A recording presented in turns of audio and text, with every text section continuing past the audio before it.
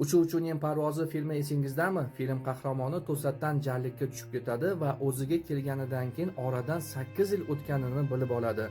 Ammo u o'zga sayyohliklar kemasida bo'lgan paytida bir kunga ham qarimaganini bilib oladi.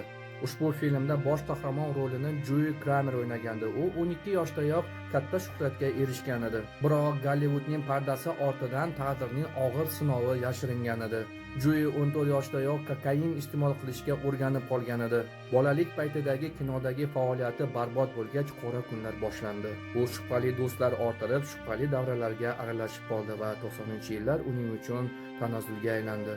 Keyingi 10 yil davomida u ketma-ket qamaladi. Bunga sabab esa qurol, giyohvandlik, soxta cheklar va 2016-yilda qurollangan holda bankni talon-taroj qilishdir.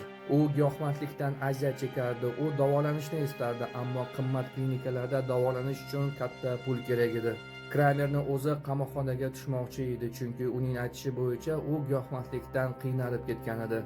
Panjara ortida u giyohvandlikdan davolandi. U boshidan qattiq reabilitatsiyani o'tkazdi va o'tmishi bilan xayrlashdi. Bugungi kunda Kramer giyohvandlik moddalaridan voz kechgan hamda u kinoga qaytishga urinmoqda. Nima bo'lganda ham Uchuvchining parvozi filmi bolaligimizda eng sevib tomosha qiladigan xorijiy filmlardan bittasi bo'lgan.